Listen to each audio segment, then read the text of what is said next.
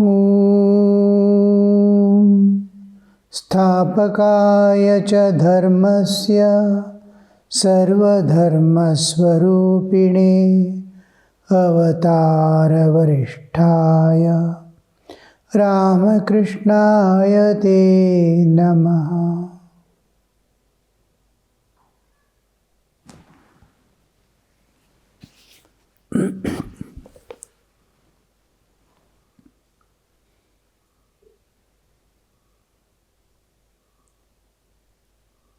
It was dusk at Dakshineshwar. They heard the sound of gongs, cymbals, and other instruments used in the evening service in the temples. The master said to Baburam, "Come with me to Kali temple." He and Baburam went toward the temple, accompanied by M. At the sight of Harish sitting on the porch, the master said, "What is this? Is he in ecstasy?" Going through, this is what we had read and discussed till last class. Going through the courtyard, the master and the devotee stopped a minute in front of the Radhakanta temple to watch the worship.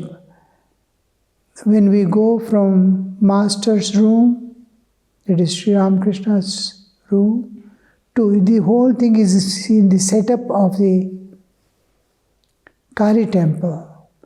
The corner room belongs to Sri Ramakrishna towards the Ganges. So when we go from there to Kali temple from within, we pass through on the right side the 6 Shiva temples, huge, facing the Ganga, and on the left side, before we pass, we get the Radhakanta temple. And they stopped for a while. The Shiva temples are in a little height, as if it's a part of the compound. We have to climb a few steps up to visit. Radhakanta temple is on the ground level, 1 or 2 steps above. So they waited there to watch the worship, evening services. Then they proceeded to the shrine of Kali. With folded hands, Master prayed to the Divine Mother, "O Mother, O Mother, O Brahmamayi." That is his common addressing the Divine Mother. Brahmamayi. Brahma is the absolute existence. Now, when we say, when we are conscious of ourselves, we can see this world. The world that we see is only through 5 senses, and 5 senses have extreme limitation. Eye can see a particular range. Ear can hear particular decibels. Supersonic and infrasonic it cannot hear. Touch has limitation. I cannot identify a bacteria. I have sense of touch, but subtle things I cannot know. Gross things I cannot know. Limits are there. Mind is what receives. Mind is the receptor, but when the mind is receiving, mind has its own limitation. So it has, whole thing is, and we see a small part of the universe, vast, infinite-like universe. How much distance can we see? Millions and millions of, as if light years are in millions, are the vastness of this universe. We can't see. We can't see with naked eye even the Pluto of our own solar system, nor Mercury. In night somewhere, small planets sparkle. So how vast is this? Galaxies we pass through thousands and thousands of light years. So the whole universe, the vastness is unimaginable, and we don't know anything. And this universe, such a big universe with so many dimensions, is but a speck in the infinite. Such universes in thousands and millions are appearing and disappearing in an unchanging eternal reality which we call Brahman. Ananta Satchidananda Sagara. In that the innumerable time and space bound appear and disappear. It takes millions of years to fully reach the optimum, again collapse. We are in one of the universes, and that universe is on the expanding phase. And it is going to shrink again. It takes billions of years to expand to the optimum, again shrink back and dissolve in the absolute existence. That absolute existence in which millions of universes are floating, each float is like a speck of dust. In that vast, that Brahman, the power of Brahman, is called Chit Shakti, Chaitanya Sagara and Chit Shakti. And she is Brahmamayi. She is pervaded by Brahman. It is infinite and eternal. Mother is infinite and eternal. Infinite means there is nothing other than that. If anything other than means, it is not, it is limited by that finite. Nothing exists except it, and it is infinite.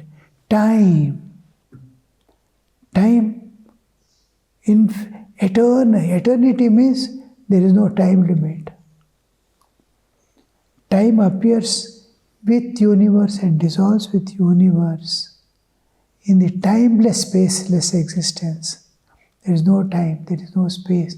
In that absolute existence, time and space bound. This is time-space continuum. This is all universe.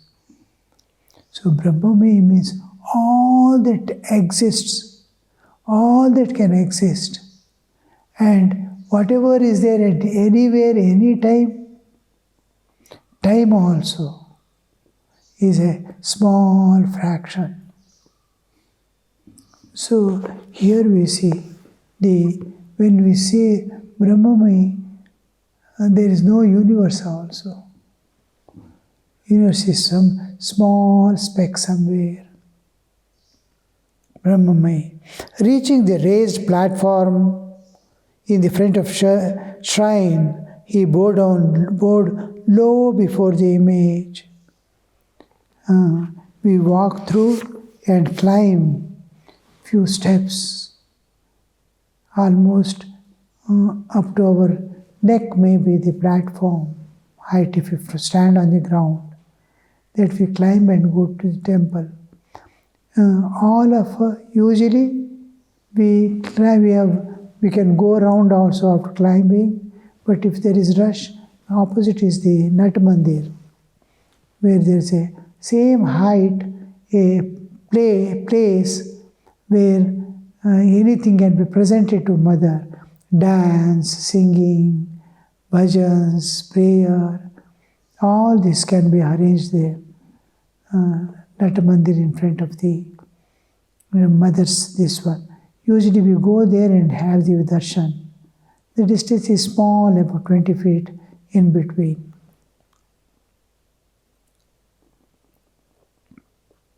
Bowed low before the image, the arati was going on. He entered the shrine and fanned the image. Arati is going on. After the arati means it continues with many items. There will be 5 items offered during the arati. One is the lamp. Second is the water in conch. conch. And then the cloth, a cloth piece is offered. Then a flower is offered. And finally, the chamar is offered. The 5 items. The 5 items constitute the Pancha Mahabhutas.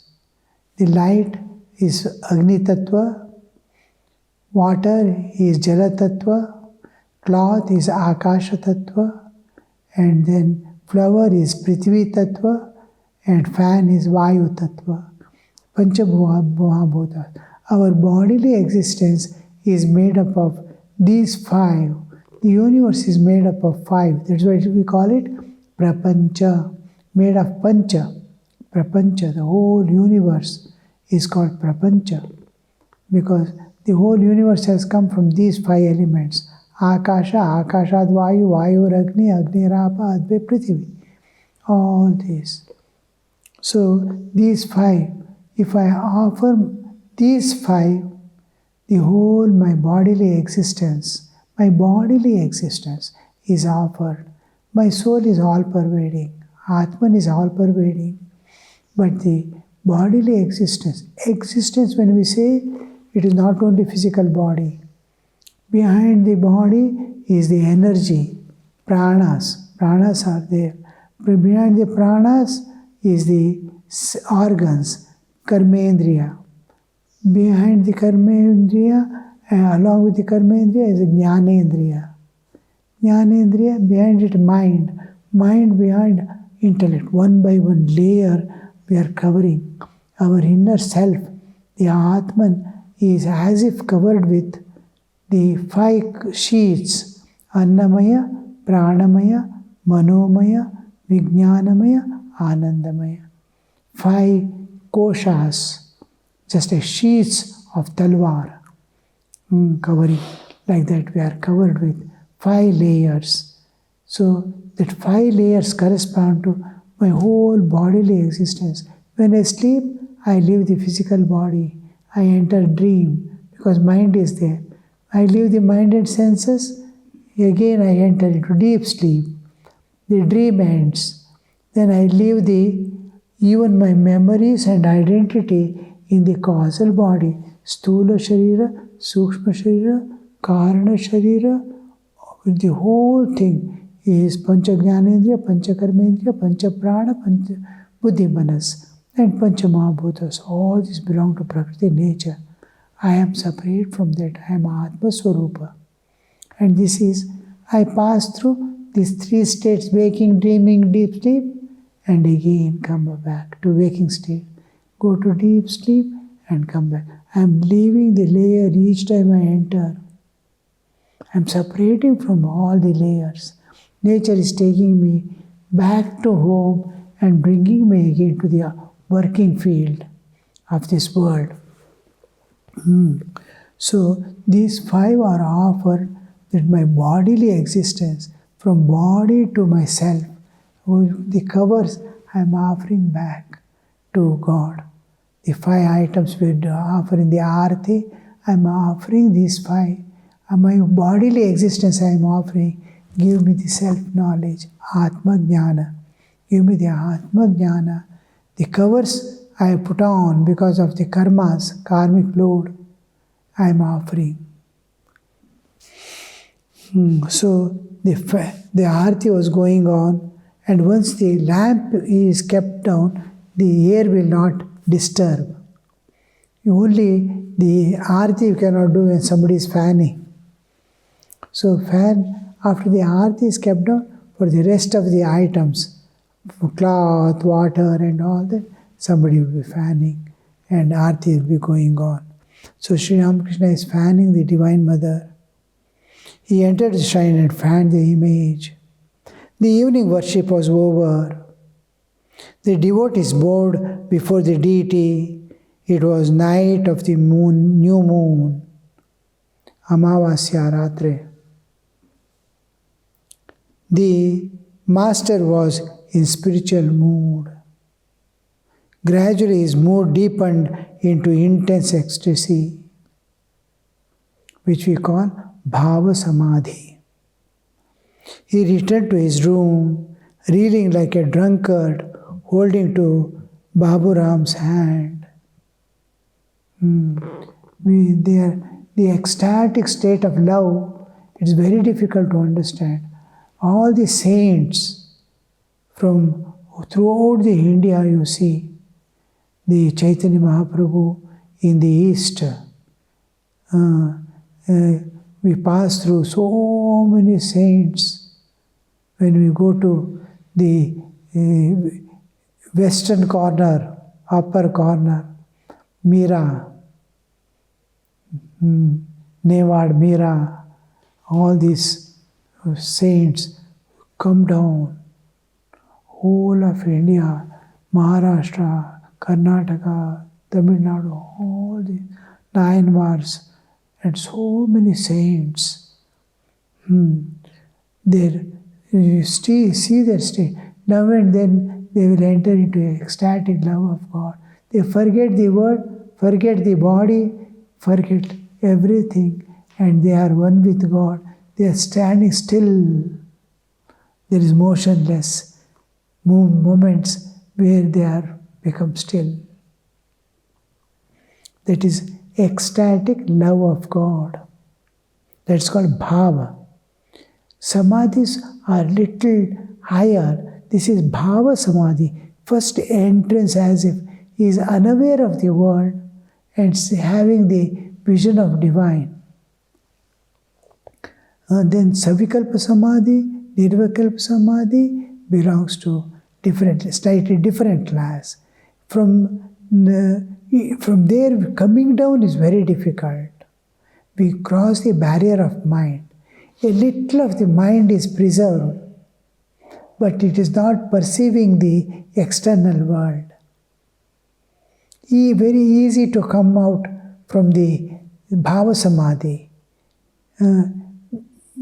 Effortlessly they come out, but not with an intention. If the intention, any intention is there, then we will not be able to enter into bhava samadhi. Whole mind is concentrated and focused on divine when he loses the external awareness and bodily awareness. Because of the concentration of the mind, focused, it doesn't move. This is called bhava samadhi. The crossing of mind barrier. It is like I am drawing the nature from outside through the window. Entering into there is different. There we call it nirvikalpa, savikalpa samadhi. Where there is no duality, we call it nirvikalpa. Where is duality, I am seeing the form of God, we call it savikalpa samadhi. Bhava samadhi is a little of the mind is there, just like I am entering into deep sleep. Now deep sleep, how deep you are gone? If I call your name, will you wake up? If I tap on you, will you wake up? If I tap also, you don't wake up. The depth. Deep sleep, if person is there, if you tap also, he will not wake up. So many times you have to beat him, then he will wake up. Deep sleep. Shallow sleep. He is asleep, but the moment you call his name, he wakes up. Or if you touch him little, he will wake up. This is like bhava samadhi. Shallow sleep, but he is not aware of the external world. If you call, he is able to, because he is still the existence of world is reflecting in his mind.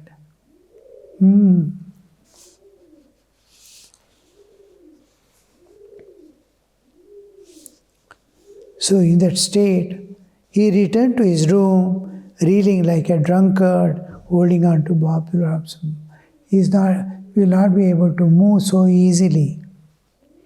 A lamp was lighted on the west porch. The master sat there for a few minutes, chanting, Hari Om, Hari Om, Hari Om. He was sitting for a few minutes. The other mystic syllable, the other mystic syllables of Tantra and Veda, Vedas and Tantras. Vedas are sciences, Tantra means it is technology. The truth alone is told. What is God? What is God is told. But how to attain, how to utilize will not be told. Science tells only the reality. Technology adopts it. Now, petrol burns and 1 gram gives 100 calories is what science says. How to extract it, how to search for the petrol, how to extract it, how to use it in a car to make a vehicle is technology. Technology and science. Science tells the truth and technology adopts that truth. It burns, it gives energy. Energy can be converted into mechanical energy. Like that. This God exists, and what is He? Is told by the Vedas. And how to attain Him, how to approach Him, how to recognize Him is told by the Tantras. All the agamas, puja, worship, this, that, temple building, all this comes under the agamas. But they are based always on the Vedas. Vedas tell the truth, agamas adopt it.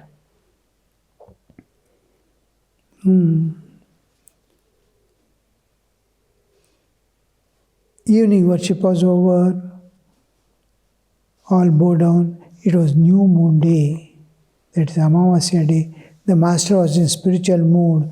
Gradually mood deepened into intense ecstasy. Intense ecstasy. He returned to his room, reeling like a drunkard, holding the hand of Baburam.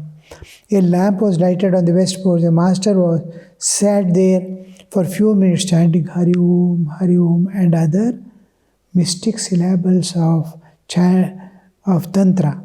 Now, Tantra means what we saw as mystic syllables are those which awaken particular powers of nature. Now, suppose there is a Bija mantra, Hreem. Om is there. Om represents the absolute Ananta Satchidananda Sagara, Om, in which Hreem appears as the universe. Whole universe, though it's a speck in the absolute, it is a vast existence. A power is maintaining, a power is manifested as the universe. So this universe now is the Hreem. In the absolute Om, the Hreem appears. All the powers with the power to manifest the Srishti Sthiti Pralaya. This, how to do the Srishti, how to do this Sthiti and how to do the Pralaya continuously goes on. Just like we sleep and wake up, the universe appears, goes back to causal form and appears. All the powers of manifestation, all the powers within the nature, the Jiva's realization, and all this are included. How many powers are there? Just to go and stand in front of the ocean, just to touch the wave, how it throws you out. A small hydrogen bomb, if you blast in the water will go to 40-50 feet above, and vast blast will be there. A small atom bomb. How much energy is there, you see. Imagine the energy. Look at the sun constantly burning. So all this energy together is called the Hreem. Now within the Hreem, so many, I want a Jnana, I am Bija. It is like education department. I want protection. Cream, Kali, the defense force. I want wealth and property. I want health. Shreem is there. Of prosperity and health. So, Shreem, the Bija Mantra Shreem represents Lakshmi. Aim represents Saraswati. Cream represents Kali. So, all these are the Bija Mantras, the mystic syllables used in Tantras. Other mystic. Presently, he returned to his room and sat on the small couch. There were two couches, means cots. One slightly bigger, on which he used to sleep, and a smaller one on which he used to sit. Facing the east, he was still completely absorbed in divine fervor. He is not yet coming down from that mood, bhava. He said to the Divine Mother, Mother, that I should first speak and then you act. Oh, that's nonsense. What is the meaning of talk? It is nothing but sign. One man says, I shall eat. Another one says, no, I won't hear of it. Just its words. Combination of words expressing some thoughts in mind is called talk. Well, Mother, he is talking himself to Divine Mother.